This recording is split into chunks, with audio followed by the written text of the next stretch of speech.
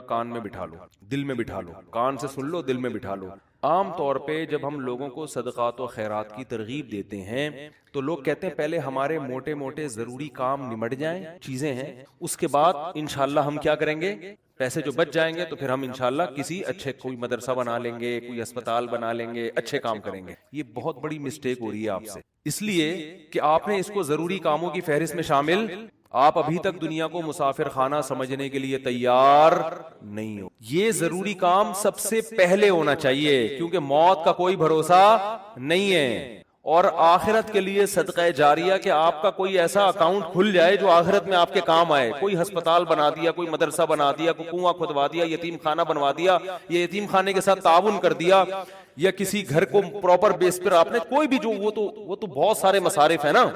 تو میں نے لاکھوں پتی لوگوں کو بھی دیکھا ہے کہ بھائی اللہ نے آپ نے ولیمے پہ 6 لاکھ روپے اڑا دیے، اور یار 8-10 لاکھ کا کوئی ادارہ بنا دو، یا کسی مدرسے میں کوئی ڈسپینسری بنا دو، یا کوئی اچھی، فالتو نہ اڑاؤ جا کے کوئی بھی مانگ رہا ہے پکڑا دیے۔ یہ بھی بہت بڑی مصیبت ہے لوگوں کے ساتھ۔ اب جیسے وہ عرب کا جو شیخ ہے نا، جو اس بھکاری اس کے ماں باپ کو دعائیں دے رہا تھا اور یہ پیسے دے رہا تھا، تو میں اس عرب کے پاس ہوتا، میں کہتا آپ صدقہ کریں مگر ایسے ہی نہیں کسی کو پکڑانا شروع کر دیں، کیونکہ اس سے جو مستحق ہوتے ہیں ان کا حق مارا جاتا ہے۔ آپ یہ دیکھیں کہ یہ واقعی مستحق بھی ہے یا نہیں ہے، ورنہ وہ کوئی بھی دعائیں دے کے پیسے نکالنا شروع کرے گا۔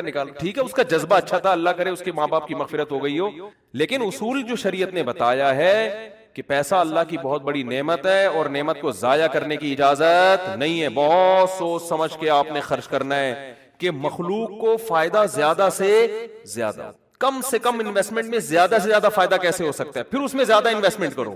جیسے دنیا کے بزنس کا اصول ہے نا کہ انویسٹمنٹ کوشش ہو کم سے کم اور پروفٹ زیادہ سے زیادہ۔ ایسے تھوڑی کوئی بھی کاروبار کے لیے 1 کروڑ مانگ رہا ہے، آپ نے کہا پکڑا دیا، چل دیکھا جائے گا کتنا پروفٹ آ رہا ہے۔ تو بھائی جو دنیا کی تجارت کا اصول ہے وہی اصول آخرت کا۔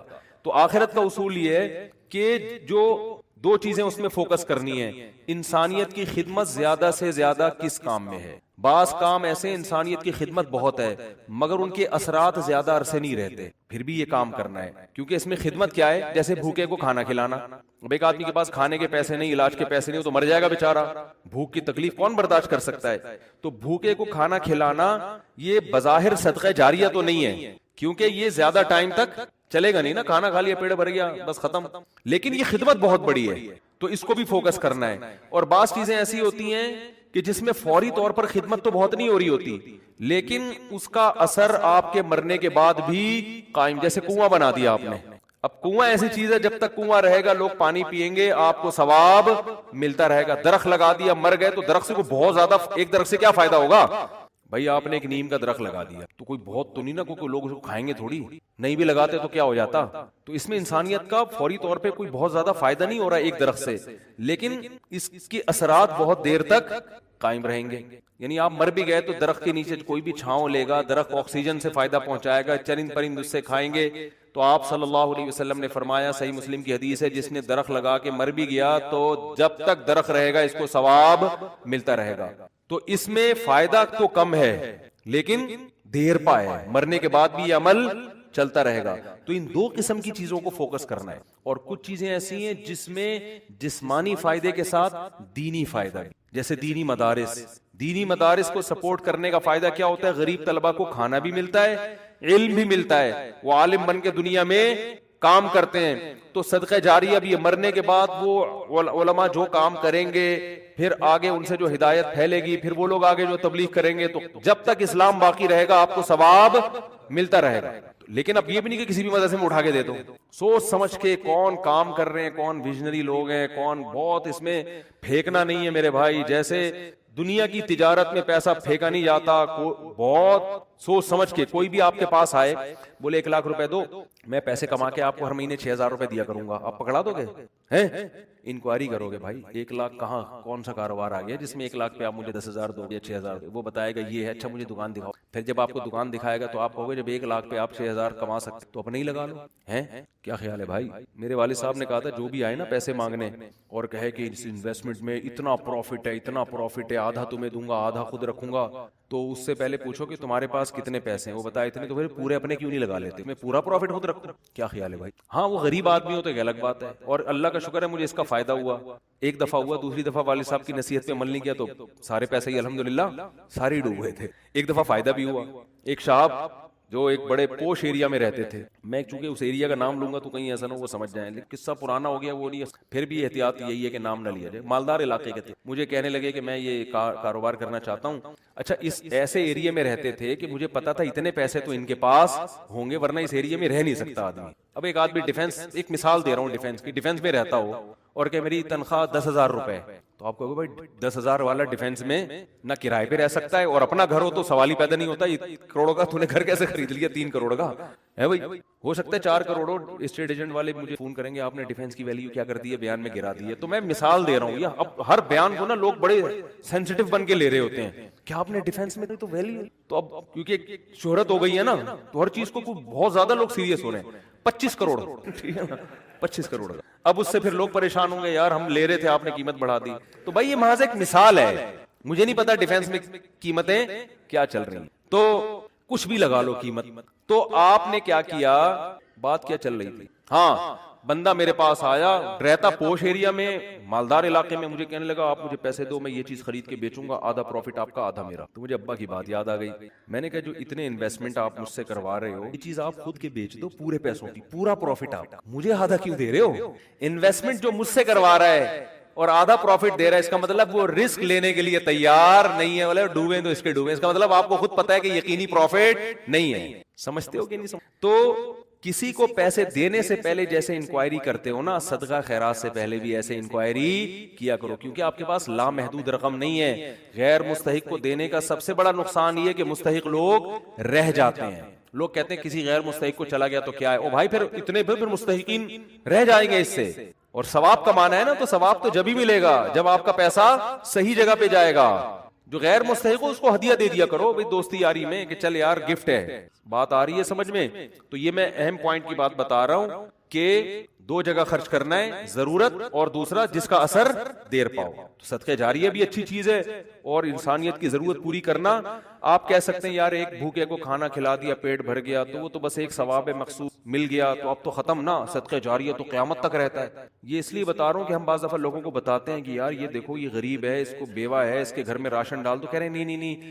ہم تو صدقہ جاریہ چاہتے ہیں، تو یاد رکھو صدقہ جاریہ کے اپنے فضائل ہیں کہ وہ چلتا رہے گا آپ کا، لیکن بھوکے کو کھانا کھلانے کے، اس کی ضرورت پوری کرنے کے اپنے، وہ ثواب تھوڑا ہے لیکن وزنی بہت ہے، وزنی کیسے، حدیث میں آتا ہے قیامت کے دن اللہ اعلان کریں گے، جب میدان حشر ہوگا نا بہت سختی کا دن ہوگا، تو اللہ اعلان کریں گے کہاں ہیں وہ لوگ کہ جب میں بھوکا تھا تو انہوں نے مجھے کھانا کھلایا، میں پیاسا تھا تو انہوں نے مجھے پانی پلایا، آج ان بھوکوں کو میں کھلاؤں گا کیونکہ انہوں نے مجھے کھلایا تھا، جیسے ہوتا ہے نا آپ کو بھوک لگ رہی تھی کسی نے آپ کا اکرام کیا تو اب آپ کو کہیں وہ بھوکا نظر آئے تو آپ سب سے پہلے اس کو کھلاؤ گے نا، یار میں ٹی وی میں آ رہا ہوں کیا ہیں، تھک گئے ہیں تو بیان ختم کر دیتا ہوں، بس ویسے ہی بھی ختم ہونے والا ہے، دیکھو غیرت مند انسان کیا کرتا ہے، آپ بھوکے تھے اور آسان مثال آپ کی گاڑی میں پیٹرول ختم ہو گیا، آپ نے پیٹرول پمپ والے سے کہا یار تھوڑا سا ڈال دو پیسے بعد میں، اس نے کہا چل یار میں اپنے پیسوں سے رہوں، جاؤ یار، ایک دن کیا ہوا اتفاق سے آپ پیٹرول پمپ کے مالک بن گئے، وہ آیا گاڑی لے کے، پیٹرول نہیں ہے، لائن لگی ہوئی ہے، بہت سے غریب آ گئے بغیر پیٹرول کے نا، ٹھیک ہے نا، اب آپ کے پاس محدود پیٹرول ہے تو آپ کس کی گاڑی میں ڈالو گے، آپ اعلان کرو گے بھائی جنہوں نے میری بائک میں یا گاڑی میں پیٹرول ڈالا تھا نا وہ بندہ آگے آ جائے، اس کی ضرورت تو پوری کرنی تو ایک عام انسان جب یہ کام کرتا ہے تو اللہ تو غیور ہے بھائی، تو اللہ اعلان کرے گا بھوک اور پیاس میں لوگ تل ملا رہے ہوں گے، اللہ کہے گا سب سے پہلے ان کو کھلاؤں گا جنہوں نے جب میں بھوکا تھا مجھے کھلایا، جب میں پیاسا تھا مجھے پلایا، تو لوگ کہیں گے اللہ تو کہاں بھوکا ہو سکتا ہے، تو اللہ کہیں گے میری مخلوق میں فلاں شخص بھوکا تھا تو اس کا بھوکا رہنا ایسا ہی ہے جیسے میں، کیونکہ حدیث میں آتا ہے الخلق عیال اللہ، جیسے گھر کا کوئی سربراہ ہوتا ہے نا تو بچے بھوکے ہوں گے تو تکلیف کس کو ہوتی ہے، باپ کو ہوتی ہے کہ نہیں ہوتی ہے، تو آپ صلی اللہ علیہ وسلم نے فرمایا اللہ کی مخلوق بھی ایسے جیسے اللہ کے اہل و عیال. اللہ کا تو اہل و عیال نہیں ہوتے لیکن مثال دی ہے ایسے ہی ہے. اللہ کو ان کی فکر ایسے ہی ہے. وہ الگ بات ہے بہت سے بھوکے مرتے ہیں, یہ اللہ کی تقدیر ہے, یہ اللہ کی حکمت ہے. دنیا کو اللہ نے ایسے ہی چلایا ہے کہ کسی کو ملے گا کسی کو نہیں ملے گا. یہ اب اس میں تو اللہ سے نہیں الجھ سکتے, لیکن اللہ اعلان کرے گا کہ میری مخلوق میرا خاندان تھی. گویا کہ اللہ کا خاندان نہیں ہوتا, یعنی میرے ماتحت تھی اور میں لوگوں کے ذریعے لوگوں کو کھلاتا ہوں. تو جب میں بھوکا تھا تو فلاں کا بھوکا ہونا ایسا ہی ہے جیسے میں بھوکا. اس سے پتہ چلتا ہے کسی بھوکے کو کھانا کھلانا ایسے جیسے آپ کس کو کھلا رہے ہو, اللہ کو. تو اگرچہ یہ صدقہ جاریہ نہیں ہے لیکن بھائی ایک نیکی ہے, لیکن یہ وزنی بہت زیادہ ہے. تو ان دونوں مدوں میں خرچ کیا کرو. کرو گے کب؟ لوگ کہتے ہیں اچھا ٹھیک ہے وہ ایک دو کو تو کھلا دیتے ہیں. جو بڑا اماؤنٹ جو ہے نا, جیسے اپنی شادی بیاہ پہ خرچ کرتے ہیں, گاڑیوں پہ خرچ کرتے ہیں, مکان پہ خرچ کرتے ہیں, اس ٹائپ کا اماؤنٹ اللہ کے لیے خرچ, اللہ کے لیے بس وائپر والے کو اب 20 ریٹ تھوڑے بڑھ گئے ورنہ 5 پہ پھر کھلا مانگ بھی رہے ہوتے تھے. وہ پھر کیا مانگ رہے ہوتے تھے؟ ایک آدمی نے کسی فقیر سے کہا کہ ایک فقیر کسی آدمی کے پاس آیا کہ اللہ کے نام پہ نا پتہ نہیں کچھ چائے پلا دو یا کچھ کھانا کھلا دو. تو اس نے 100 کا نوٹ نکالا, بولا کہ 50 روپے ہیں. اس نے کہا ہاں. اس نے کہا 50 روپے دے گا واپس لیں. اس نے کہا پہلے وہ اس سے پی لو. یہ بھی لوگوں کو جانچنے کا ایک بھائی بھکاری سے بولے جی پہلے وہ پیسے تو خرچ کرنا تھے تیرے پاس ہیں. یہ بھی ایک طریقہ, بڑا خاندانی طریقہ ہے یہ, ٹھیک ہے نا. تو کیا بات کر, اصل میں آج میں اتنا صبح سے گھوم رہا ہوں نا, آج میں 1 منٹ کے لیے نہیں بیٹھا ہوں. صبح سے یہ کام وہ کام, ادھر ملاقات, ادھر جاؤ, فلاں ملتان سے آئے, فلاں کھانے وال سے آئے, فلاں جماعت آئی ہوئی ہے, فلاں یہ ہو رہا ہے. کھوپڑی سارا دن گھوم گھوم کے نا جب بیان میں بیٹھتا ہوں تو وہ اتنے مختلف قسم کے سگنل آ رہے ہوتے ہیں کہ اس کو گچی سے پکڑنا کیا ہوتا ہے, بہت مشکل ہوتا ہے کہ یار پوائنٹ سے ہٹے نہیں. تو ہاں میں یہ عرض کر رہا تھا, جلدی سے بات سمیٹ کے ختم کرتا ہوں, کہ لوگ یہ کہتے ہیں کہ پہلے موٹے موٹے کاموں سے فارغ ہو جائیں, یہ بھی, اس کے بعد جب بچا کے بڑھاپے میں بالکل اینڈ میں جا کے اتنے پیسے کسی مدرسے کو دے. نبی صلی اللہ علیہ وسلم نے فرمایا انسان ساری زندگی, حدیث کا مفہوم ہے, مال جمع کر کے رکھتا ہے اور کہتا ہے کل خرچ کروں گا, کل خرچ کروں گا, کل خرچ کروں گا. پھر جب بڑھاپا آتا ہے کہ یہ فلاں کے لیے اور یہ فلاں کے لیے. فرمایا وقت کان علی فلان, اب تو وارثوں کا حق اس پہ ہو گیا. اب تو وارث کہیں گے ابا ہمیں محروم کرنے کے لیے, اپنی تو ساری عیاشی ابا نے کر لی. اب جب ابا کا انا للہ ہونے والا ہے, دنیا سے جانے والے ہیں, اب بچوں کو نظریں ہوتی ہیں دو دکانیں ابا کی میرے حصے میں آئیں گی. چلو ابا سے ایسی لالچ تو نہیں کرنی چاہیے, لیکن بہرحال پتہ ہے کہ یار چلو ابا نے بنائی اب ہمارے کام آئیں گی. اب ابا کیا کر رہے ہیں, فلاں 2 دکانیں مدرسے کو دے دو, فلاں فیکٹری کو دے دو, یتیم خانے کو دے دو. تو اس میں نقصان کس کا ہو رہا ہے, کیونکہ اب تو ابا کو ضرورت نہیں ہے. تو نہ کرنے سے یہ بھی پھر بھی بہتر ہے 1/3 کے اندر کہ بچوں کو نقصان نہ ہو. اگر بچوں کو نقصان ہو رہا ہے پھر تو یہ بالکل صحیح نہیں ہے. حدیث میں آتا ہے کہ آخر عمر میں نا اس طرح سے صدقہ کر دینا کہ بچے دوسروں کے محتاج بن جائیں. آپ صلی اللہ علیہ وسلم نے اس کی اجازت نہیں دی ہے. لیکن اگر بچوں کے لیے اتنا چھوڑ کے جا رہے ہو آخر عمر میں کہ وہ اپنے پاؤں پہ اچھی طرح کھائیں گے پیئیں گے, تو پھر 1/3 آپ صدقہ بھی کر سکتے ہیں, جائز ہے اور اس کا بھی ثواب ملے گا. لیکن میرے بھائی یہ خاندانی صدقہ, اس لیے کہ آپ نے تو بھرپور عیاشی کر لی نا. آپ کی تو 4 شادیاں معذرت کے ساتھ ہو گئیں, ایک جس کی ہو گئی ان کی بات کر رہا ہوں, اور آپ کی تو جناب یہ بھی ہو گیا وہ بھی ہو گیا, سارے کام ولیموں پہ بھی اڑا دیا اور انویسٹمنٹ بھی دبا کے کر لی, کاروبار بھی ہو گیا, سب کچھ مزے تو اڑا لیے نا آپ نے. تو یہ نبی کی نظر میں افضل صدقہ نہیں ہے. افضل صدقہ یہ ہے, آپ صلی اللہ علیہ وسلم سے صحابی نے پوچھا یا رسول اللہ سب سے بہترین صدقہ کون سا ہے؟ آپ نے فرمایا وہ صدقہ ہے تأمل الغنا وتخشى الفقر, تمہیں امید ہو کہ اگر یہ پیسہ میں نے صدقہ نہیں کیا تو اس سے ڈبل بنا سکتا ہوں, پیسے سے پیسہ کما سکتا ہوں, یہ امید ہو, اس حال میں پیسہ صدقہ کرو. اور یہ بھی ڈر ہے کہ اگر کر دیا تو فیوچر میں غریب نہ ہو جاؤں. اس ملی جلی کنڈیشن میں جو صدقہ ہوگا نا وہ کیا کہلائے گا؟ خاندانی صدقہ. سمجھ میں نہیں آ رہی بات؟ تو اس لیے صدقات و خیرات میں یہ نہیں کہہ رہا, یہ تو حدیث میں بھی منع ہے کہ اتنا کر دینا کہ کل لوگوں کے محتاج بن جائیں, یہ تو جائز ہی نہیں ہے نا, کہ اپنے ضروری جو بیوی بچوں کے ہیں وہ تو بہرحال, لیکن صرف اتنا کر لیں کہ آپ جب یہ کہتے ہیں نا کہ میرے یہ چند ضروری کام ہو جائیں تو پھر میں یہ کروں گا, یہ الفاظ غلط ہیں. آپ یہ کہیں کہ میرے چند ضروری کاموں میں ایک اہم ترین کام یہ بھی ہے, تو یہ والا کام بھی ان ضروری کاموں کی طرح ترجیحی بنیادوں پہ کرنا ہے, اور یہ چند ضروری کام جن میں یہ بھی ہو جائیں تو پھر میں کیا ہو جاؤں گا؟ فری, پھر میری مرضی میں جہاں چاہے صدقہ کروں. بہت مشکل ہے بات. تو بڑی انویسٹمنٹ جیسے بزنس پہ کرتے ہیں, بڑی انویسٹمنٹ جیسے شادی پہ کرتے ہیں, بڑی انویسٹمنٹ جیسے اپنے بچوں کی ایجوکیشن پہ کرتے ہیں، ایسے ہی ایک آدھ بڑی انویسٹمنٹ آخرت کے لیے بھی کرنی. سمجھا پا رہا ہوں اپنی بات؟ لیکن وہ خاندانی انویسٹمنٹ ہو، مرے تو پتہ چلے کہ یار ایک ہسپتال ہے چل رہا ہے بھائی غریبوں. سمجھتے ہو گے نہیں سمجھتے ہو؟ دیکھو گورے بھی بڑی بڑی انویسٹمنٹ کرتے ہیں لیکن ان کا کوئی بچوں کا ان پہ ٹینشن نہیں ہوتی نا، نہ بیوہ کا خیال ہے ان کو، نہ بچوں کا خیال ہے. آپ کے لیے صدقہ کرو گے ثواب ملے گا، کیونکہ آپ تو پوری فوج چھوڑ کے جا رہے ہو. اگر میرے بیان سنتے ہو کیا خیال ہے؟ پوری فوج ہے آپ کی. تو دونوں. اور پھر عجیب بات ہے، آپ نے اس نیت سے نہیں کرنا کہ ریٹرن ملے گا، اسی نیت سے کرنا ہے کہ میں نے جو خرچ کیا وہ گیا ختم، بس دنیا میں نیکی کر دریا میں ڈال. لیکن ویسے میں ایک جنرل نالج کے لیے بتا رہا ہوں کہ اللہ ڈبل کر کے دیتا ہے واپس، بلکہ اور بڑھاتا ہے. پھر دیتے جاؤ گے بڑھاتا جائے گا، دیتے جاؤ گے. حدیث میں آتا ہے ما نقصت صدقۃ من مال، صدقے سے مال میں کبھی بھی کمی نہیں ہوتی نہیں ہے. لیکن آپ نے یہ نیت نہیں کرنی، آپ نے یہ نیت کرنی ہے کہ میں دے رہا ہوں اور مجھے نقصان نہیں ہوگا اس کا، میرا کاروبار بھی کم ہو جائے گا اور میرے گھر میں بھی تھوڑا خرچہ کیا ہو جائے گا. یعنی میری اپنی بیوی بچوں سے تو خرچہ مت روکو، ان کو نہ بھیٹ چڑھاؤ اپنے توکل، ٹھیک ہے نا. اپنا میری گاڑی تھوڑی سی سستی ہو جائے گی، یہ ہو جائے گا وہ ہو جائے گا، اپنے اوپر تو رکھ کے سب کچھ کرو. یہ نیت یہی کرو کہ یار کمی ہو جائے گا. لیکن ویسے میں جنرل نالج کے لیے بتا رہا ہوں کم ہوتا نہیں، کیونکہ اگر آپ نے نیت یہ کر لی نا کہ بڑھ جائے گا، پھر نہیں بڑھے گا، پھر نہیں بڑھے گا. اور اس میں بات چاہ کے کمپلیٹ ہو جائے، لیکن اس میں آپ نے یہ دیکھنا ہے آپ نے توکل کتنا ہے. صحیح ہے نا. کل آزمائش آئی تو ایسا نا یار مجھ سے آپ کا بیان ہی گلے پڑ گیا یار، تو کوئی بات نہیں، پہلے یہ والے بھی کر لو پھر کر لو. تو خاندانی نہ ہو، غیر خاندانی صدقہ بھی ہو تو چلو صدقہ تو ہو گیا نا. تو خاندانی صدقے کے لیے تھوڑی سی کھوپڑی بھی خاندانی ہونی چاہیے، تو یہ ظرف بھی ہونا چاہیے اسی حساب سے. تو اپنی حیثیت دیکھ کے. لیکن میرا مقصد صرف یہ ہے کہ یار کچھ تو انویسٹمنٹ آخرت کے لیے بھی جوانی میں جب آپ کو ضرورت ہے، بڑھاپے کے لیے نہ رکھو. بڑھاپے میں اللہ اور توفیق دے دے گا. اور صدقہ ایسی چیز ہے جس کو ایک دفعہ عادت پڑتی ہے نا، پھر ہاتھ رکتا نہیں ہے اس کا. آدمی بعض دفعہ ایک بڑا اماؤنٹ خرچ کرتا ہے کہ یار یہ میں بڑا اماؤنٹ خرچ کر رہا ہوں بس تاکہ ایک دفعہ ہو جائے، کل مروں کوئی بھروسہ نہیں، کل مر جاؤں تو صدقہ جاریہ ہوگا. تو ایک دفعہ کرو گے نا، عادت ایسی پڑتی ہے اس کی، پھر کل دوبارہ یہ سوچ کے دوبارہ کرو. یہ اللہ کی طرف سے ایک نعمت ہے کہ جو کرتا ہے پھر اللہ اس کو صدقے کرنے کی توفیق دیتا رہتا ہے. تو یہ سب سوچ سمجھ کے. تو ہاں اچھا، اس میں پھر دو کام کرنے ہیں. کچھ صدقے تو پبلک کو دکھا کے کرنے ہیں، اپنے بچوں کو بھی بتاؤ، بیوی کو بھی بچاؤ، بھائی کو بھی بتاؤ، رشتہ داروں کو بھی بتاؤ. کیونکہ قرآن میں جگہ جگہ آتا ہے کہ نیک لوگ چھپا کے بھی صدقہ کرتے ہیں اور علانیہ.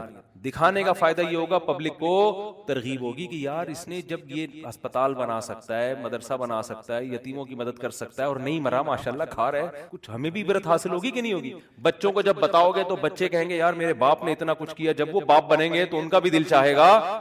تبھی میں لوگوں سے کہتا ہوں اپنی بہنوں پہ خرچ کیا کرو لفافے میں، اور بچے کو بتاؤ دیکھو میں نے پھپھو کو تمہاری اتنے پیسے، شو مارنے کے لیے نہیں، تاکہ وہ بھی آپ کی بہنوں، آپ کی بیٹیوں پہ، جب آپ اپنی بہنوں پہ اپنی اولاد کے سامنے خرچ کرو گے تو آپ کا بیٹے کو خیال ہوگا کہ یار مجھے بھی جب میری ارننگ آئے گی تو مجھے بھی اپنی بہنوں کا خیال کرنا ہے. ہماری یہ پرمپرا ہے، ہمارے خاندان میں مرد عورتوں کا خیال کرتے ہیں. آپ کیا کرتے ہو؟ کبھی ایک دھیلا بچے نے نہیں دیکھا کہ آپ کی جیب سے اس کی پھپھو کے لیے نکل رہا ہو، ٹھیک ہے نا. نصیحتیں آپ کی صبح شام ماشاءاللہ ہول سیل کے حساب سے چلتی رہتی.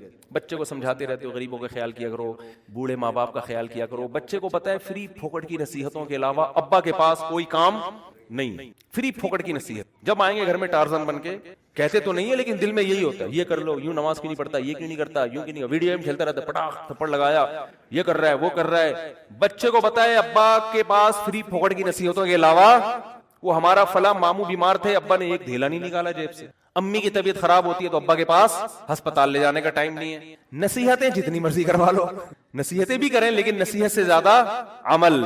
بات آ رہی ہے سمجھ میں؟ ایک صاحب تھے وہ نا بہت زیادہ صدقہ کرتے تھے، امریکہ میں ہیں وہ. میں نے ان سے پوچھا، میں نے کہا یار آپ ہر مہینے کو کرتے رہتے ہو، اور وہ ایسی قوم سے تھے جو کنجوسی میں مشہور ہے. میں نے ان سے پوچھا آپ کی قوم کیا ہے؟ میرا خیال تھا کوئی سید ہاشمی قریشی وہاں کے مکہ مدینہ کے اتنے سخی. تو انہوں نے کہا یار ہم وہ قوم کا نام لیا جو کنجوسی میں جس پہ لطیفے بنے ہوئے ہیں. اس قوم کے ہو کے آپ اتنے ماشاءاللہ. تو انہوں نے کہا یار میرے باپ کو ہم نے بہت صدقہ کرتے ہوئے دیکھا، تو بس ہم نے ابا سے سیکھی، ہماری یہ بلڈ میں یہ چیز شامل ہو گئی. نہیں کرے تو ہمیں سکون نہیں ملی. میں نے کہا یار بڑے خاندانی ہو. میں نے کہا یار کبھی آپ کو دکھاؤں گا بھائی اس قوم پہ لطیفے بنانا. قوموں پہ لطیفے ہیں نا, ایک قوم بڑی کنجوس مشہور ہے ان کے یہاں, جب بچہ پیدا ہوا نا تو سب آئے مبارکبادی کے, سارے جمع ہو گئے. تو بچہ کہتا ہے سارے یہاں جمع ہو گئے, دکان پہ کون بیٹھا ہوا ہے, تم سب یہاں گئے مبارکباد دینے کمبختوں. یعنی اتنی اللہ نے اس بچے کو قوت گویائی عطا فرمائی. یہ بلڈ میں آ جاتی ہے نا چیز, تو بچے کو عقل نہیں ہے, شعور نہیں ہے, لیکن اس کے جینز میں یہ چیز آ گئی ہے کہ بھائی دکان کا بھائی آدھے ابھی آ جاتے ہیں, آدھے کسٹمر کو سنبھالتے. یہ لطیفہ ہے, کوئی سچا واقعہ نہیں ہے یہ, ٹھیک ہے نا, ایسی فرضی لطیفہ ہے سمجھانے کے لیے کہ کچھ اتنا کر کے جاؤ کہ بچے پیدا ہو کے نا یہ بول رہے ہو کہ ہم مبارکبادی میں 5 روپے تمہاری جیب سے نہیں نکلے. سخاوت کی ترغیب دیں وہ. تو خیر کچھ چھپا کے کچھ دکھاؤ, اور کچھ کیا کرو ایسا چھپاؤ کہ وہ حدیث میں آتا ہے دائیں سے دو بائیں کو پتہ نہ, بھول جاؤ. نیکی کر کے دریا میں ڈالنا جسے کہتے, خود بھی بھول جاؤ کہ میں نے کوئی نیک کام, کوئی صدقہ کیا, کسی غریب کو کھلایا بھی ہے کہ نہیں کھلایا. جیسے عرب لوگ کرتے ہیں نا, آتے ہیں بیٹھ جائیں بھائی, بیان ختم ہو جائے پھر کرنا. تو جیسے عربوں میں ہے نا کہ دائیں ہاتھ سے دیتے ہیں, بعض فقیروں کو وہ کرتے ہیں, اس فقیر کا سامنا بھی نہیں کرتے کہ کہیں یہ نہ دیکھ لے, اور پھر یہ جب ملے گا تو جھک کے ملے گا, یہ بھی نہ ہو. ایسا دو کہ کسی کو بھی پتا نہ ہو, جس کو حدیث میں کہتے ہیں لا تعلم شمالہ ما تنفق یمینہ, دائیں ہاتھ جو خرچ کر رہا ہے بائیں کو بھی پتا نہ چلے. اس سے پتا چلتا ہے دیتے ہوئے کون سا ہاتھ استعمال کرنا چاہیے, دائیں. لیفٹ ہینڈ سے لین دین کرنا یہ شریعت میں پسندیدہ نہیں ہے. میری تو عادت ہے, کوئی دکاندار بائیں ہاتھ سے پیسے پکڑاتا ہے, میں کہتا ہوں بھائی کیوں نحوست ڈال رہا ہے اس کے اندر, اس کو ہاتھ چینج کر کے سیدھے ہاتھ سے. مجبوری ہو تو ایک الگ بات ہے, آپ ڈرائیونگ کر رہے ہیں تو پھر اب یہ تو نہیں کہ وہ جو ہے نا ایک ہاتھ سے گیئر پکڑا ہوا ہے کہ ہاتھ چھوڑ کے جی تو کھڈے میں گر گئی گاڑی, تو مجبوری میں لیفٹ ہینڈ استعمال کیا جائے گا. مجبوری میں الٹے ہاتھ سے کھانے کی بھی اجازت ہے مجبوری میں, لیکن نارملی ڈرائیونگ میں آپ الٹے ہاتھ سے, مجبوری ہوتی ہے بعض دفعہ, بعض لوگ رائٹ ہینڈ سے صحیح اسٹیئرنگ پہ قابو رکھتے ہیں, لیکن نارملی نہ دائیں بائیں سے لیفٹ ہینڈ سے کھانا چاہیے, نہ لین دین کرنا ہے. 7,000 1 لاکھ پہ 7,000 ریٹ ہے, تو 7% آپ 1 لاکھ پہ کما رہے ہو, یعنی 100 روپے پہ 7 روپے. زکوٰۃ بھی جتنے زیادہ اماؤنٹ ہوگا زکوٰۃ اتنی زیادہ نکلے گی. 100 روپے پہ 2.5 روپے, 200 پہ 5 روپے, 1 لاکھ پہ 2,500, 2 لاکھ پہ 5,000. تو اس سے مالدار کہے گا کہ یار سود بڑھتا ہے اور زکوٰۃ پیسے کو گھٹاتی. جتنا پیسہ ہوگا زکوٰۃ اتنی زیادہ زکوٰۃ ہے. زکوٰۃ بھی صدقے کی ایک قسم ہے نا, تو دیکھنے میں لگتا ہے کہ صدقے سے پیسہ کم ہوتا ہے, سود سے بڑھتا ہے. اللہ نے قرآن میں اس کی بالکل نفی کر دی. یمحق اللہ الربا, فرمایا اللہ سود کو مٹاتا ہے. اب مٹانے کا لفظ اللہ نے جو استعمال کیا, اس میں کیا حکمت ہے, اس پہ کھوپڑی استعمال کریں گے تو انشاءاللہ سمجھ میں آئے گی یہ بات.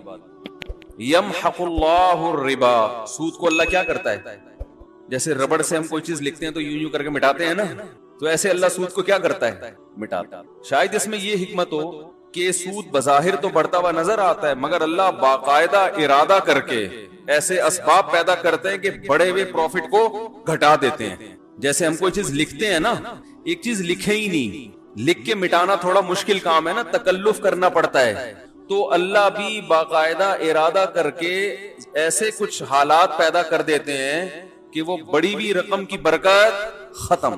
کیسے حالات کہ بھئی مسائل, اتنی ارننگ نہیں ہوئی جتنے خرچے اللہ نے بڑھا دیے. خرچے بڑھانے کے لیے ضروری ہے, کسی کو بیمار کر دیا ہے بھئی, اسکول ایسے اسکولوں میں داخلہ ہو گیا, فیسیں ڈبل ہو گئی مگر ایجوکیشن نہیں حاصل ہو رہی, کوئی چوری کر کے بھاگ گیا, کچھ بھی, تو گویا اللہ ربڑ لے کے نا مٹاتے رہتے ہیں اس کو کہ تو کماتا رہے, میں یہاں کیا کرتا رہوں گا, اس کو ریموو کرتا رہوں گا, تو کرتا رہے. یعنی یہ نہیں ہے کہ تو کمائے, مٹتی وہ چیز ہے جو پہلے لکھی جاتی ہے, خالی صفوں کو تو نہیں مٹایا جاتا نا بھائی. تو اس میں اللہ بتا رہے ہیں سود کا پروفٹ حاصل ہوگا پھر مٹے گا, ہونے کو نہ دیکھو. اگر اللہ یہ کہتے نا اللہ سود سے نفع ہونے ہی نہیں دیتا, تو پھر اشکال ہوتا کہ اللہ سود سے نفع تو حاصل ہوتا ہے, اسی سے تو لوگ دھوکے میں آتے ہیں. تو اللہ کہتے ہیں میں نے کب کہا کہ سود سے پروفٹ نہیں ملے گا, پروفٹ ملے گا, لیکن میں بیٹھ کے کیا کرتا رہوں گا, ربڑ لے کے مٹاتا رہوں گا, اس کو مٹاتا رہوں گا. تم کماتے جاؤ گے, برکت ختم ہوتی جائے گی. ہاں فرمایا وَيُرْبِ الصَّدَقَاتِ, اور صدقے کو اللہ کیا کرتا ہے, بڑھاتا ہے. اب دیکھو یہاں اربا کا لفظ ہے, ربا سے نکلا ہے. ربا عربی میں سود کو کہتے ہیں, ربا عربی میں کسے کہتے ہیں, سود کو. یعنی جو زکات ہے نا, اس پہ اللہ سودی پروفٹ دیتا ہے. سود میں اصول یہ ہوتا ہے کہ جتنی لیٹ پیمنٹ ہوگی سود اتنا ہی بڑھتا چلا جائے گا. تو اللہ نے یہ نہیں کہا کہ میں صدقے کو بڑھاتا ہوں، بلکہ ایسے بڑھاتا ہوں جیسے سود بڑھتا ہے. یعنی حقیقت میں بڑھوتری کس کی ہوتی ہے؟ صدقے کی. کیا مطلب؟ اس کو دوسرے مقام پہ اللہ نے قرآن میں یوں بتایا کہ جو لوگ اللہ کی راہ میں اپنا مال خرچ کرتے ہیں کمثل حبۃ انبتت سبع سنابل، جیسے ایک دانہ زمین میں بویا جاتا ہے اور اس سے 7 کونپلیں پیدا ہوتی ہیں اور ہر کونپل میں 100 دانے. جیسے ایک دانہ ایسے ملٹی پلائی ہوتا چلا جاتا ہے نا، اس طرح سے صدقہ کیا ہوتا چلا جاتا ہے؟ ملٹی پلائی. کیونکہ آپ نے صدقہ کیا، اس صدقے سے ایک تو صدقے کا ثواب ملا، اس صدقے کی وجہ سے آگے جو خیریں پھیل رہی ہیں ان تمام خیروں میں آپ کا حصہ. تو یہ بڑھتا چلا گرو کرتا ہے. یہ سود میں جتنی لیٹ واپسی ہوگی اتنا سود بڑھتا چلا جائے گا. تو صدقہ بھی اس حساب سے کیا ہوتا ہے؟ بڑھتا چلا جاتا ہے، بڑھتا چلا جاتا ہے. اور جہاں جہاں وہ اس سے خیر پھیلے گی وہ تمام خیروں میں آپ کا حصہ ہوتا چلا جائے گا. تو اس لیے سخی بنو بھائی. یہ جو ہر وقت گنتے رہنا نا بیٹھ کے اتنے پیسے ہو گئے، اتنے یہ ہو گئے، اتنے ہو گئے، آج کل یہی چل رہا ہے مارکیٹ. تھوڑا سا دل بڑا رکھو. کبھی کبھار بڑا اماؤنٹ بھی صدقہ کر دیا، یہ اٹھایا، یہ گڈی، یہ سمجھ رہے ہو. دوبارہ اس کر کے دکھاؤں؟ بتانے سے یہ چیزیں سمجھ میں نہیں آتی. کر کے دکھاؤں. جیب میں ہاتھ ڈالا، گٹی. کہیں سے آپ کو ملی بڑی اماؤنٹ نا، اچانک کوئی بڑا پروفٹ. آپ نے کہا یار پورے سال کماتے ہیں یہ والا پروفٹ سارا کیا کر دو، بڑا اماؤنٹ آ گیا نا کہیں سے. جیب میں گڈی لے کر آ رہے ہیں، اٹھایا، بہن کو دے دیا، یہ رکھ جا. سمجھ میں نہیں آ رہی میرا خیال. اور پھر بھول جاؤ اس کو. یہ نہیں کہ پھر بار بار اگلے دن کل کا واقعہ یاد ہے، بہن کو بتا رہے ہیں کل کیا ہوا تھا، یاد ہے نا. تو ایسا نہیں کرو. ایسے نکالا. نبی صلی اللہ علیہ وسلم نے امی عائشہ کو کیا فرمایا؟ لا توکی فیوقع علیک، روکو مت، اللہ بھی روک دے گا. ٹھیک ہے نا. تو حساب کتاب بھی کرنا چاہیے، گھر کا خرچہ حساب سے چلانا چاہیے. آپ کو پتا ہونا چاہیے آپ کی منتھلی ارننگ کتنی ہے اور گھر کا خرچہ کتنا ہے. میں نے پتا ہے کیا ہے، میں نے پورا ایکسل پہ اپنے گھر کا سارا سیٹ اپ بنایا ہے. ارننگ ایک خانے میں لکھ رہا ہوتا ہوں، جو ایکسپینس ہیں وہ جتنے بھی ہیں وہ سارے، ایک گھر، 2 گھر، 3 گھر اور اپنا ذاتی ایک خالی ہے. سمجھ رہے ہو؟ ایک کیا ہے؟ خالی. پتہ نہیں لفٹ ہی نہیں کرا رہا. خیر، تو پورا میں حساب رکھتا ہوں. یہ میری ارننگ ہے، ٹھیک ہے نا. یہ میرے پہلے گھر کا خرچہ، ہر چیز اس میں ڈل رہی ہے. اس کا طریقہ آپ کو بتا دیتا ہوں. یہ چونکہ ہمارے مذہب اور دین کا حصہ ہے یہ چیزیں، اس لیے یہ بتانا ضروری ہے تاکہ آپ کو پتا چلے کہ آپ کے بنیادی خرچے ہیں کتنے. پھر آپ اس حساب سے صدقہ بھی کر سکتے ہو. کیونکہ حدیث میں یہ بھی آتا ہے کہ اتنا نہ کرو کہ کل دوسرے سے مانگنا پڑ جائے. آج گڈی نکال کے دے دی، ٹھیک ہے نا، اگلے دن گھر میں آٹے کے پیسے نہیں ہیں، پھر وہ گڈی اس سے مانگ رہے ہیں یار اس میں سے آدھی مجھے دے دو بھائی. صحیح ہے. لکھنے کا فائدہ کیا ہوتا ہے خوب سمجھیں. حکیم الامہ مولانا اشرف علی تھانوی رحمہ اللہ نے تو یہاں تک لکھا ہے، خواتین کو ترغیب دی ہے کہ جب بھی گھر میں کھانا بناؤ لکھو اتنے افراد کے لیے اتنے چاول. آج 4 مگے ڈالے ہیں، 10 آدمیوں نے کھایا ہے یا 5 آدمیوں نے کھایا ہے، اس کا مطلب 2 آدمیوں کے لیے کتنے ہیں؟ 2 مگے، تاکہ کھانا ضائع نہ ہو اور شوہر کی پتلون ڈھیلی نہ ہو. ورنہ وہ کھلا وہ تو بن رہا ہے، پھر شام کو پھک رہا ہے اور وہ میاں صاحب بیچارے کما کے آدھے ہو گئے. سگھڑ خواتین انہی کو تو کہتے ہیں جو ونس اپون اے ٹائم ہوا کرتی تھی، کہ وہ پورا گھر کیسے لے کے چلتی ہیں. اصل میں ہوتا یہ ہے کہ جب لوگ سخاوت کے بیان سنتے ہیں تو کہتے ہیں حساب و کتاب نہیں کرنا چاہیے، بس کھلاؤ پلاؤ جو آ رہا ہے یہ بس، یہ سخاوت نہیں ہے. اور کچھ ایسے کنجوس ہوتے ہیں کہ وہ سارا دن کیلکولیشن میں ہی لگے رہتے ہیں بھائی. تو حالانکہ بنتے 4 روپے تھے، ٹھیک ہے نا. تو وہ میں اس میں ایک اصولی بات بتاتا ہوں کیسے چلنا چاہیے. اب بات تو چل پڑی ہے، یہ بھی سورہ قلم ہی کا حصہ ہے نا، اللہ نے سخاوت کو بیان کیا. تو حکیم الامہ نے کیا لکھا ہے؟ خواتین کو چاہیے گھر میں ایک ایک چیز کا حساب لکھیں. جو کھانا پکاتی ہیں وہ تو یہی حساب لکھیں گی نا بھائی. جیسے بریانی بنانی ہے بھائی، اتنے چاول میں اتنے کلو گوشت ڈلتا ہے. اس دن اتنا ڈالا تھا تو چاول کیا بنے تھے مزیدار. اب ایسا نہ اس سے زیادہ ڈال دیں یا اس سے کم. ہر چیز میں لکھنے کا حساب. ہر وقت اپنے پاس ایک ڈائری اب تو موبائلوں میں بھی لوگ لکھنا شروع کر دیتے ہیں. دیکھو میرے موبائل میں نے ایک ڈائری بنائی ہوئی ہے, ابھی آپ کو دکھاتا ہوں کیا لکھا ہوا ہے اس میں. یہ نوٹ, ابراہیم کو 100 روپے دیے. میرا چھوٹا بیٹا ابراہیم ہے نا, سائیکل خراب ہو گئی تھی, میں نے اس کو 100 روپے پکڑا دیے سائیکل ٹھیک کرنے کے لیے, اس میں ڈال دیے میں نے. کیوں ڈالے؟ خوب 100 روپے کی ویلیو الحمدللہ میری نظر میں نہیں ہے. وجہ اس کی ہے مجھے حساب دے. وہ وجہ اس کی کیا ہے؟ حساب کیوں مانگوں گا میں؟ ابھی سے عادت پڑے پیسے واپس کرنے کی. نہیں آ رہی بات بھائی, 100 روپے کا کیا مسئلہ ہے؟ 4000 کی سائیکل دلا سکتا ہوں میں اس کو, ٹھیک ہے نا. تو 100 روپے کا حساب رکھنا کیوں ضروری ہے؟ ممکن ہے کوئی دیکھے تو بولے یار مفتی صاحب کتنے کنجوس ہیں, بچوں سے 100 روپے کا حساب بھی انہوں نے رکھا ہوا ہے. یہ کیوں رکھا ہے کہ میں یہ دیکھوں گا کہ اس کو میں نے 100 روپے دیے, یہ جو پیسے بچے واپس کرنا بھولتا ہے یا نہیں بھولتا. اگر بھولتا ہے تو میں پکڑوں گا. کیا آپ کو جب میں نے پیسے دیے تھے تو آپ نے واپس کیوں نہیں؟ ابھی سے نہیں پکڑا تو کل یہ لاکھوں لاکھ روپے بھی دینا بھول جائے گا. نہیں آ رہی بات. کل یہ بحریہ ٹاؤن میں این ممکن ہے پلاٹ خریدے 1 کروڑ کا کسی بندے سے. ممکن تو بھائی بہت کچھ ہو سکتا ہے نا, وزیر اعظم بھی بن سکتا ہے. اور پھر جب وزیر اعظم بنا اور لوگوں نے کہا آپ نے تو کہا تھا غربت کا خاتمہ کریں گے, کہیں گے او سوری میں کیا ہوا, بھول گیا تھا غربت کا خاتمہ کرنا. آپ نے کہا تھا کراچی میں گندگی کا ڈھیر ہٹوائیں گے آپ, اس لیے آپ کراچی والوں نے آپ کو ووٹ دیا. ارے یار میرے ذہن سے نکل گیا. ٹھیک ہے, نہیں آ رہی بات. تو اس کا تعلق صرف بچے کی کس سے ہے؟ تربیت سے. ہمارے ذمہ تربیت کی کوشش ہے, نہ بنے تو اللہ کی مرضی. سمجھ رہے ہو؟ تو بچوں کو نا پیسے دے کے بگاڑنا نہیں چاہیے, ان میں عادت خراب ہوتی ہے. پیسے دینے تو وہ دیں, جیب خرچی ان کی باندھیں تاکہ وہ اپنی مرضی سے کھائیں. تو وہ جیب خرچی کا سیٹ اپ الگ ہے, وہ ہم ہر جمعے کو بچوں میں جیب خرچی بانٹتے ہیں, لیکن معاملات میں ان کو 2 نمبری کی اجازت نہیں. میں نے لکھا ہوا ابراہیم کو 100 روپے دیے. اب میں یہ نوٹ کروں گا کہ یہ 100 روپے کا مجھے حساب دیتا ہے یا بھول جاتا ہے. ابھی لکھنے کی کیا ضرورت ہے؟ دماغ میں کیوں نہیں رکھا بھائی؟ دماغ کو مفید کاموں کے لیے رکھو.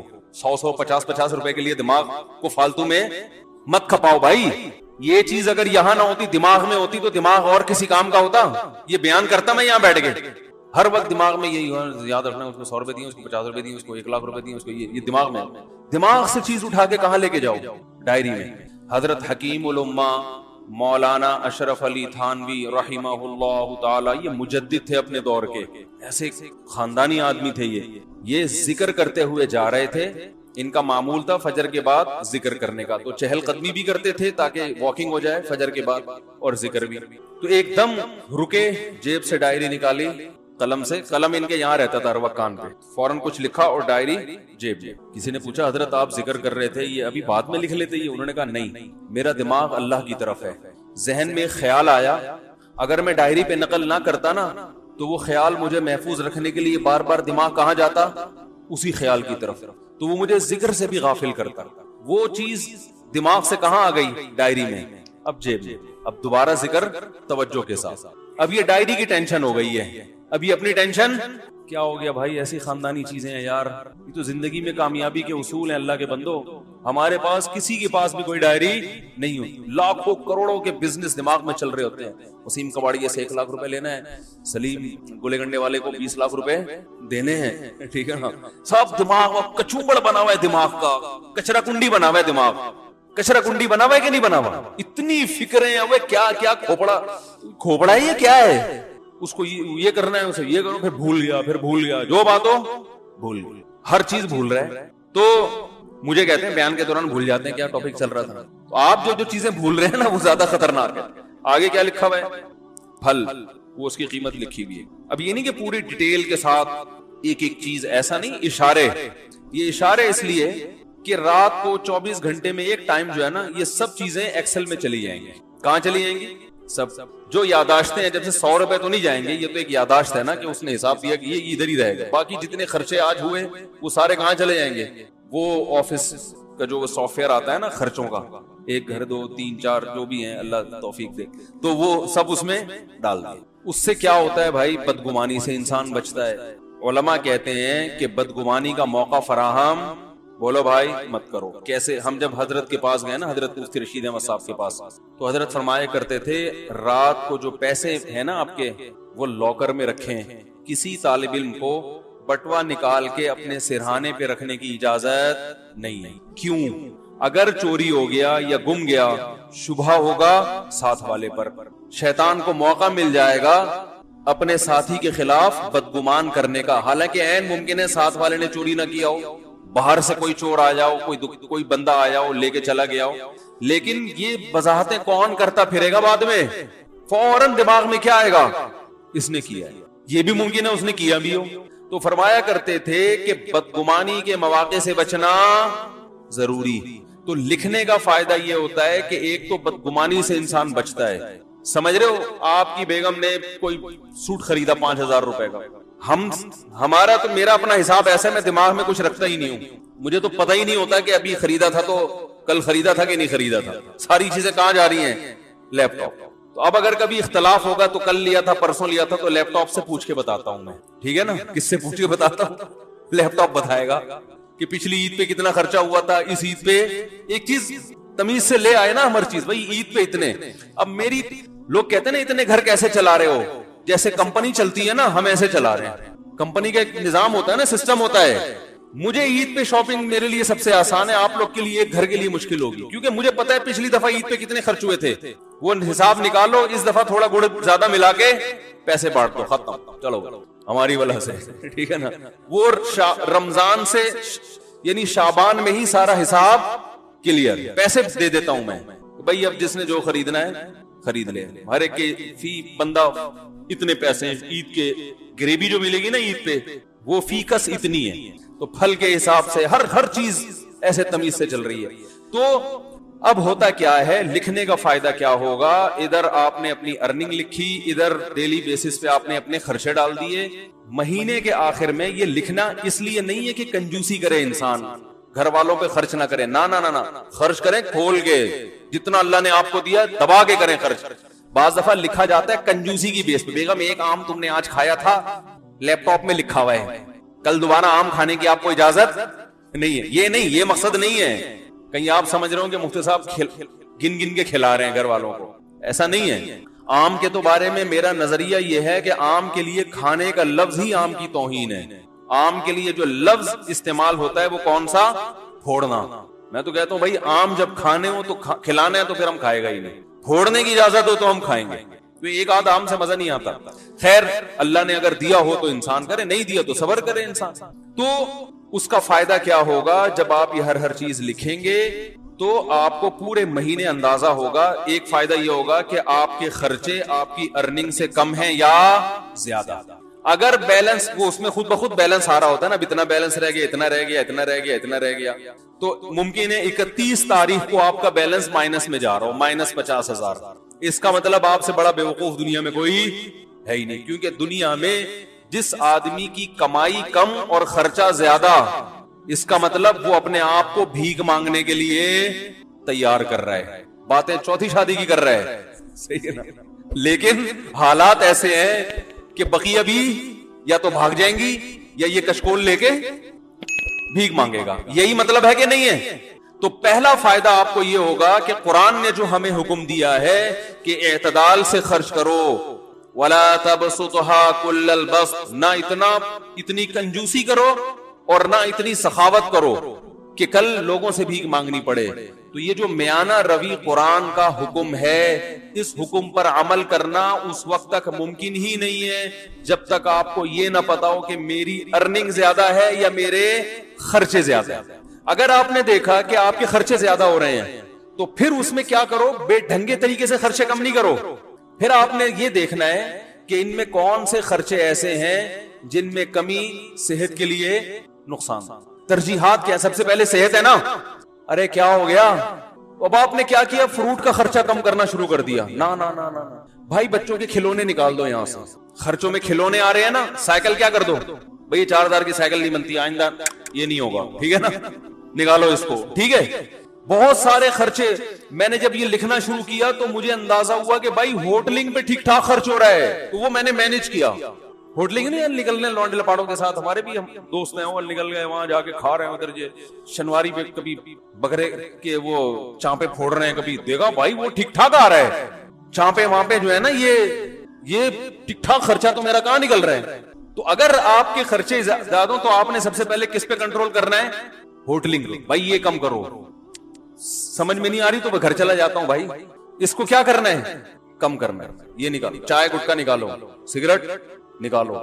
بہت سارے خرچے ایسے ہوں گے جو آپ کو اندازہ ہوگا کہ فالتو کے ہیں مگر ان پہ خرچ بہت زیادہ ہو رہے ہیں. تو پہلا فائدہ یہ ہوگا کہ آپ مستقبل کے لیے بھیک مانگنے سے بچ جاؤ. اور گھر والوں پہ سختی بھی کرنی پڑے گی. بیگم دیکھ لو تمہارے سامنے ہے یہ خرچہ ہے, اور انڈے پراٹھے دیکھو یہ آ رہا ہے, ٹھیک ہے, اب تم بتاؤ میں کہاں سے لے کر آؤں یہ. تو گھر والی سمجھدار ہوگی تو مان جائے گی, بھائی ٹھیک ہے تھوڑا کنٹرول میں کرو اس. تو گھر والوں سے مشورہ کرو, بتاؤ کیسے کنٹرول کریں اس. مشورے کے بغیر کرو گے تو وہ خرچہ کنٹرول میں آ جائے گا, بیگم کنٹرول سے باہر نکل جائے گی.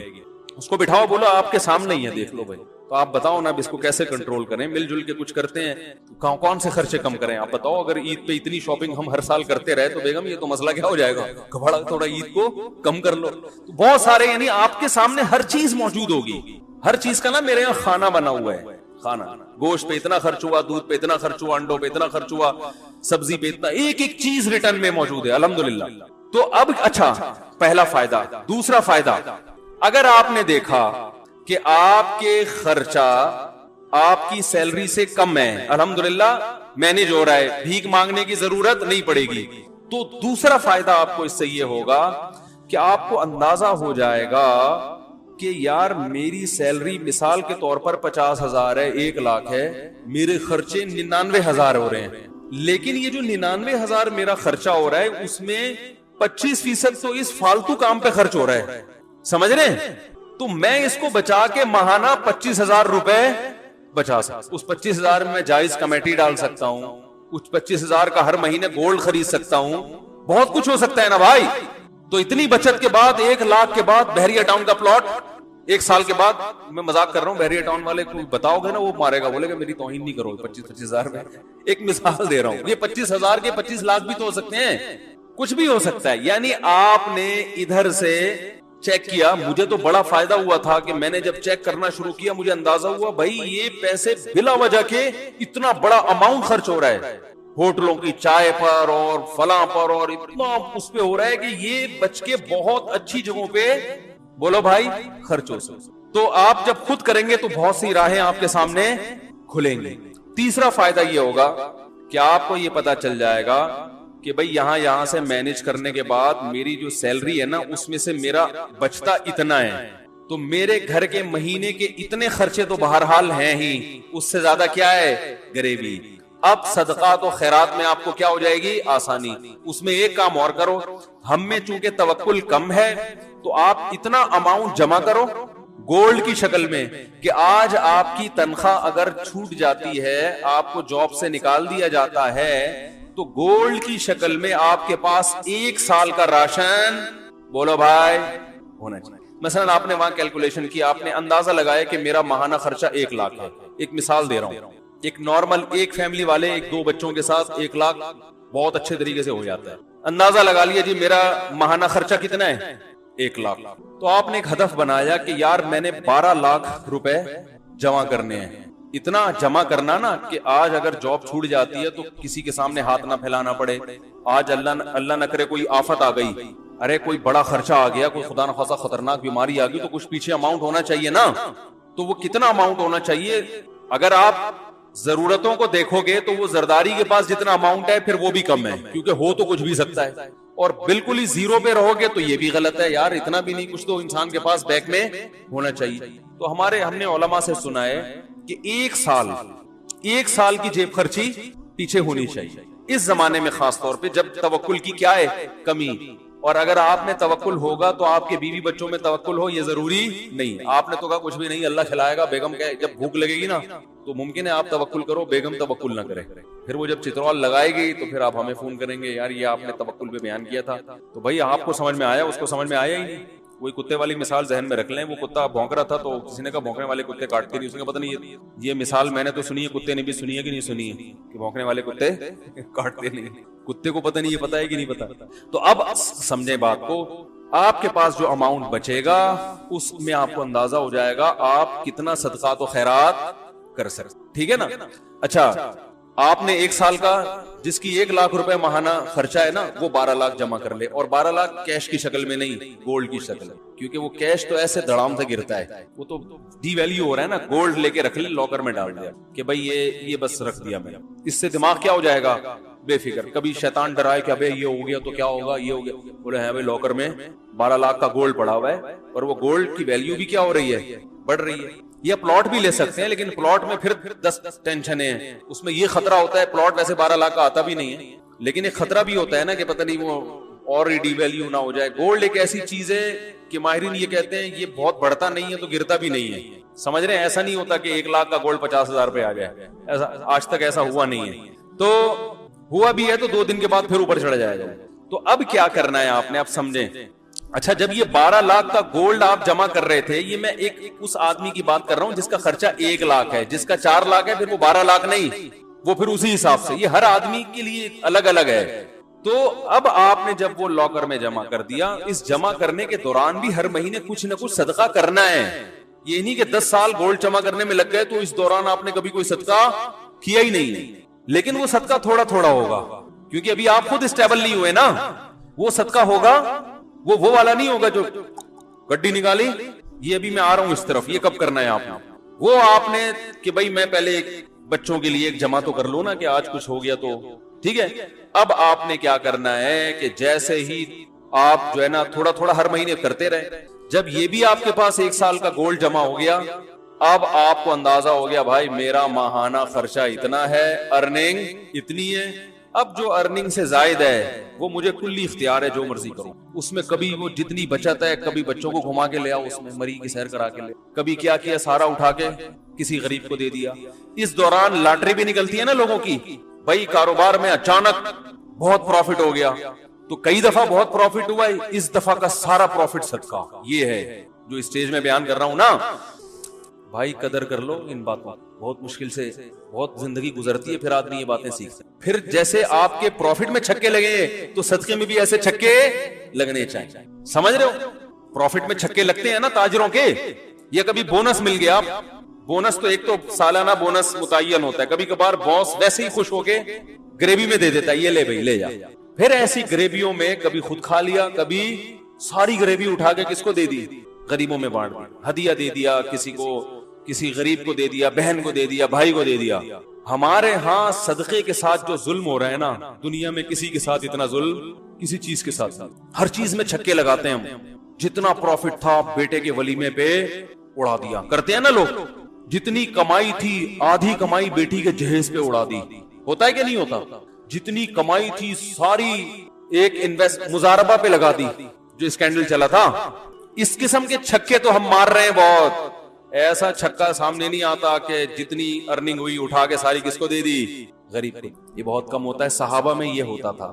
ابو طلحہ انصاری رضی اللہ تعالی عنہ نبی صلی اللہ علیہ وسلم کے پاس آئے, عرض کیا یا رسول اللہ, مجھے اللہ نے قرآن میں جو آیت بیان فرمائی ہے کہ تم نیکی کی حقیقت کو اس وقت تک نہیں پہنچ سکتے جب تک محبوب چیز اللہ کی راہ میں صدقہ نہ کرو. یا رسول اللہ مجھے سب سے محبوب میرا باغ ہے, پورا باغ صدقہ.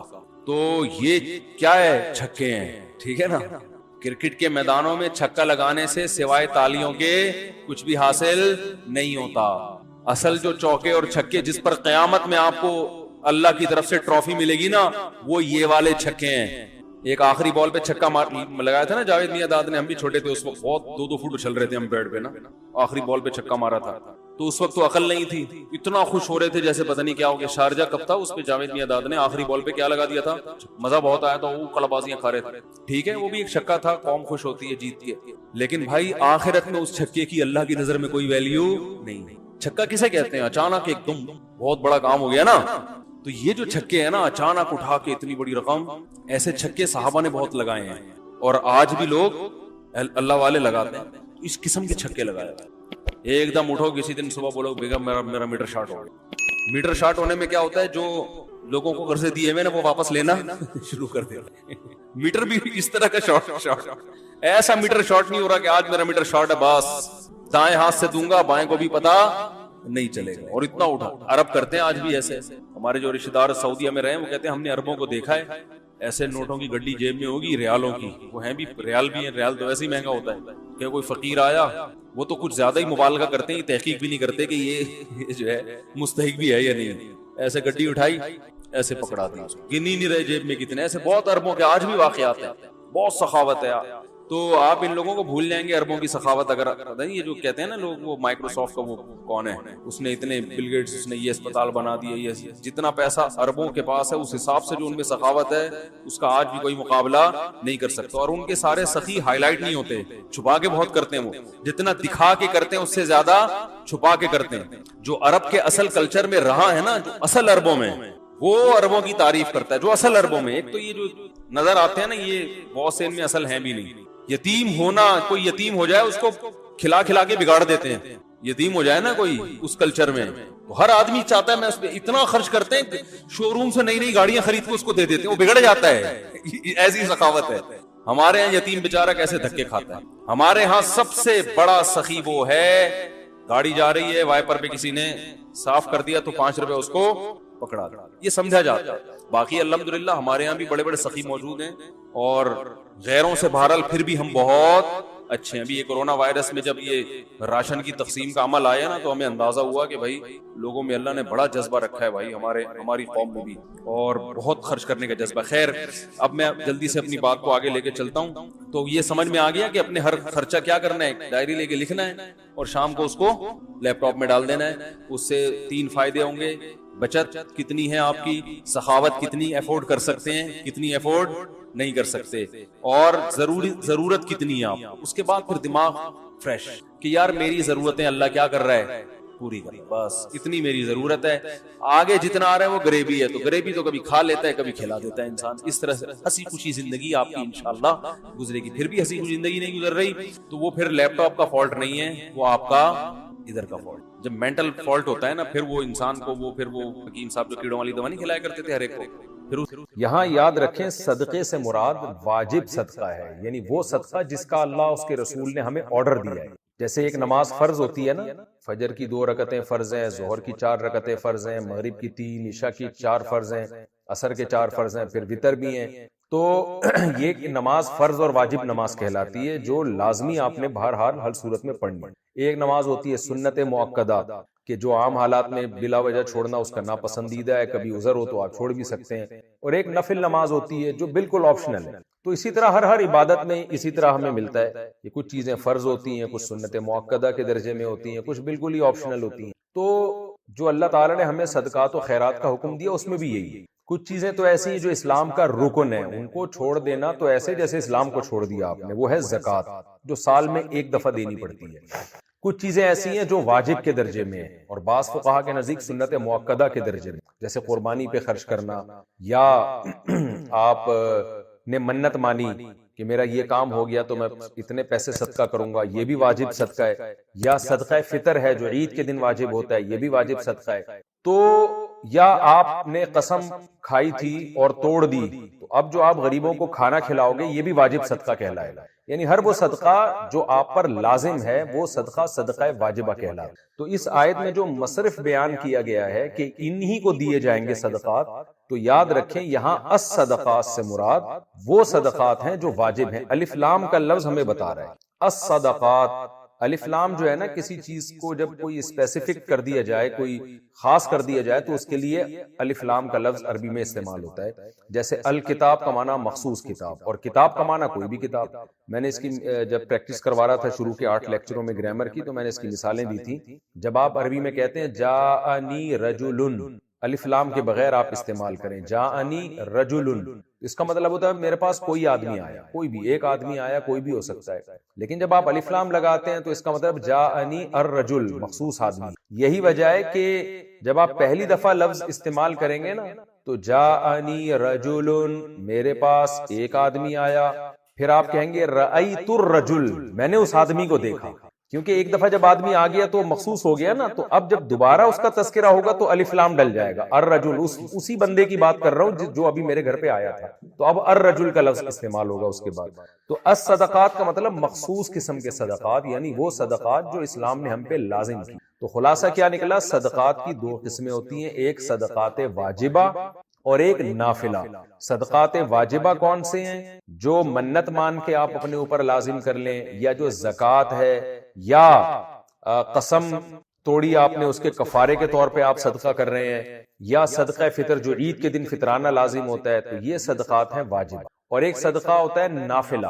نفل کا مطلب آپ اپنی مرضی سے اللہ کی رضا کے لیے غریبوں پہ خرچ کر رہے ہیں، تو یہ نافلہ صدقے ہیں۔ تو نفلی صدقہ جس کو ہمارے ہاں خیرات بھی کہا جاتا ہے، تو اس میں کوئی مصرف نہیں ہے، جس کو چاہیں دیں آپ، بلکہ یہ مالدار کو دینا بھی جائز ہے۔ بعض دفعہ انسان مالدار پہ بھی صدقہ کر رہا ہوتا ہے کہ چلو یار تھوڑا اور اچھا ہو جائے گا یہ، جیسے آپ اپنے رشتہ داروں میں کوئی آپ کے قریبی ریلیٹیو ہیں، مالدار ہے، لیکن آپ اس کو صدقہ دے دیتے ہیں کہ اور اچھا کھا لے گا، یہ اچھا کھا رہا ہے لیکن اور زیادہ اچھا ہو جائے گا۔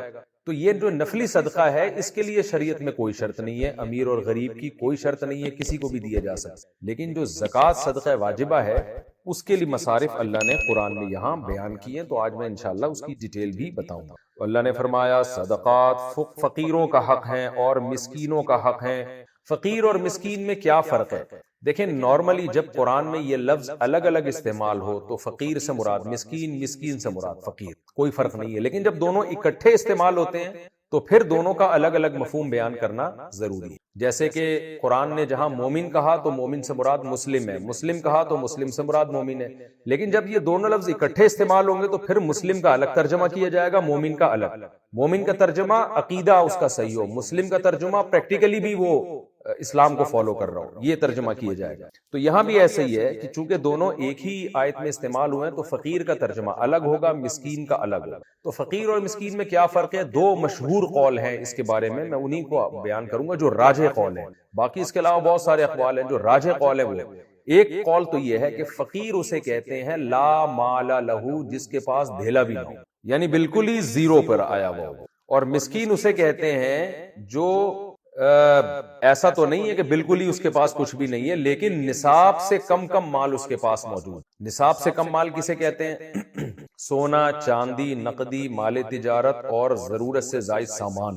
یہ 5 چیزیں یا ان کا مجموعہ، یا ان میں کوئی 4 یا ان میں کوئی 3 چیزیں یا 2 یا ایک ہی چیز، یہ 52.5 تولہ چاندی سے کم ہو۔ یعنی نبی صلی اللہ علیہ وسلم کے دور میں 200 درہم کی جو ویلیو تھی، اس سے کم اگر کسی کے پاس یہ 5 چیزیں یا 5 چیزوں کا مجموعہ ہوگا تو وہ مسکین کہلائے۔ کیونکہ حدیث سے ہمیں 200 درہم کا ثبوت ملتا ہے کہ 200 درہم کو ایک معیار بنایا گیا تھا، اور آج کے دور میں 200 درہم 52.5 تولہ چاندی کے برابر ہے۔ تو ایک فقہ نے معیار قرار دیا ہے کہ بھائی صاحب نصاب نہ ہو کوئی آدمی۔ دوبارہ بتا دیتا ہوں، یہ میرا جو چینل ہے نا آس مفتی طارق مسعود مسائل کا جو چینل ہے، اس پہ میں نے زکوٰۃ کا نصاب کئی دفعہ ڈیٹیل میں بیان کیا کہ شریعت میں جس پہ زکوٰۃ فرض ہوتی ہے اس کے پاس کتنا مال ہونا ضروری ہے، اور وہ شخص جو زکوٰۃ لے سکتا ہے اس کا معیار کیا ہے۔ تو وہاں ڈیٹیل میں بیان کر چکا ہوں، مختصر دوبارہ یہاں بیان کر رہا ہوں تاکہ یہ ٹاپک ہمارا یہیں پہ کمپلیٹ ہو جائے۔ خوب سمجھ لیں، سونا، چاندی یعنی گولڈ اور سلور،